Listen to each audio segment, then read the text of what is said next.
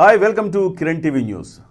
స్పందించే హృదయం ఉంటే మెదడుతో కాక మనసుతో ఆలోచించగలిగితే ప్రజలకు ఒక మంచి పరిపాలన అందించవచ్చని మరోసారి నిరూపించారు పవన్ కళ్యాణ్ గారు.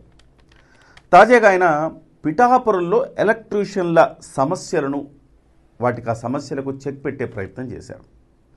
సో దాదాపుగా 325 మంది ఎలక్ట్రీషియన్లను పిఠాపురం నుంచి పిలిపించి వాళ్లకు ఎలక్ట్రికల్ వర్క్స్లో భద్రత కోసం సేఫ్టీ కిట్ వాళ్ళకు ఒకటి అందించారు. ఆ సేఫ్టీ కిట్లో టూల్ కిట్ అంటే కావాల్సిన కటింగ్ ప్లేయర్ అని లేకపోతే టెస్టర్ అని ఇలాంటివన్నీ ఉంటాయి కదా, అలాంటి tool kit, rubber hand gloves, shoes, jacket ఇలాంటివన్నీ కూడా 325 మందికి అందించారు.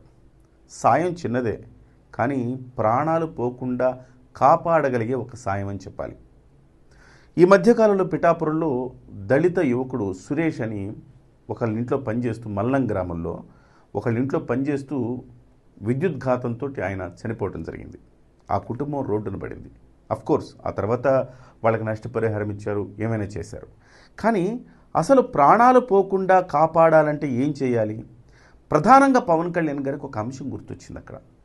సరే, ఎందుకు విద్యుదాఘాతంతో ఒక ఎలక్ట్రీషియన్ సేఫ్టీ మెజర్స్ లేకుండా ఏ రకంగా పనిచేస్తున్నారంటే పేదరికంతో ఆ సేఫ్టీ కిట్ కూడా కొనుక్కోలేని పరిస్థితుల్లో చాలామంది ఎలక్ట్రీషియన్లు ఉన్నారని ఆయనకు తెలిసింది. వెంటనే 325 మంది ఎలక్ట్రీషియన్లు గుర్తించి వాళ్ళని పిలిపించి ఆ సేఫ్టీ మెజర్స్ ఇచ్చారు. అలాగే ఒక బృహత్తర కార్యక్రమం కూడా ఆయన చేశారు. ఈ ఉపాధి హామీ శ్రామికులు ఉంటారు కదా, ఆ ఉపాధి హామీ శ్రామికులకు ఈ మధ్య ఎవరో ఆటోలో వెళుతూ ఉపాధి హామీ శ్రామికులు చనిపోతే 50,000 రూపాయల చొప్పున నష్టపరిహారం ఇచ్చారట. అది ఎప్పుడుదో 10 ఏళ్ల క్రితం నాటి జీవో. దాన్ని పవన్ కళ్యాణ్ గారు తెప్పించుకొని 50,000 అంటే చాలా తక్కువ, 2 లక్షలకు పెంచండి అని చెప్పేసి 2 లక్షల రూపాయలకు పెంచారు. అది కూడా గాక 1,00,00,000 మంది ఉపాధి హామీ శ్రామికులను గుర్తించి ఆ 1,00,00,000 మంది సభ్యత్వాలు ఉంటాయి కదా, 1,00,00,000 మందికి ఇన్సూరెన్స్ పాలసీ చేయించారు. అంటే తద్వారా మరొక 2 లక్షలు.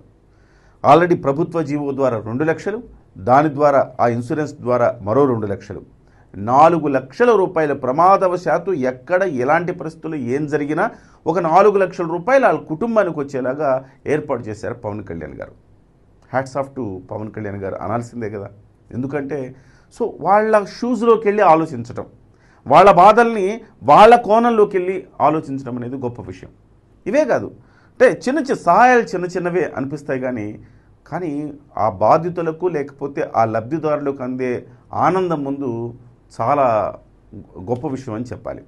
ఎందుకంటే గతంలో ఆయన ఒక మన్యం పర్యటనలో ఉన్నప్పుడు ఒక మహిళ ఆయన కలవటానికి చాలా దూరం నుంచి చెప్పులు లేకుండా వచ్చిందన్న ఒకే ఒక కారణంతో ఆ గ్రామం మొత్తానికి వాళ్ళ సైజులు తీసుకుని మరి చెప్పులు ఆయన పంపించడం జరిగింది.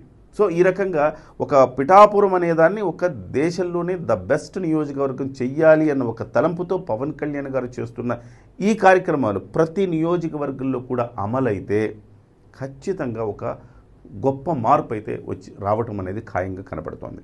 సో ఏదేమైనప్పటికీ పవన్ కళ్యాణ్ గారి ఒక సున్నిత మనస్కుడు కావటం, ఆయన పిఠాపురం ఎమ్మెల్యేగా ఉండటం పిఠాపురం చేసుకున్న పుణ్యం అని చెప్పుకోవాలి. అలాగే ఈ రాష్ట్రానికి డిప్యూటీ సీఎంగా ఉండటం, 1,00,00,000 మందికి ఆయన ఉపాధి హామీ శ్రామికులకు ఇన్సూరెన్స్ చేయించారంటే ఆలోచన ఇంతకుముందు ప్రభుత్వాలకు ఎందుకు రాలేదండి? అలాగే దశాబ్దాల తరబడి మన్యం గ్రామంలో కరెంటు లేని గ్రామాలు ఉన్నాయంటే నమ్ముతాం మనం.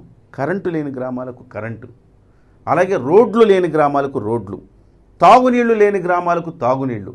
ఈ రకంగా స్వతంత్రం వచ్చి 78 ఏళ్ళు అవుతున్నా ఈ 78 ఏళ్ల నుంచి నెరవేరని ఇవాళ నెరవేరుస్తున్నారంటే బహుశా పవన్ కళ్యాణ్ గారు మనసుతో ఆలోచించడమే అని మనం చెప్పుకోవాలి.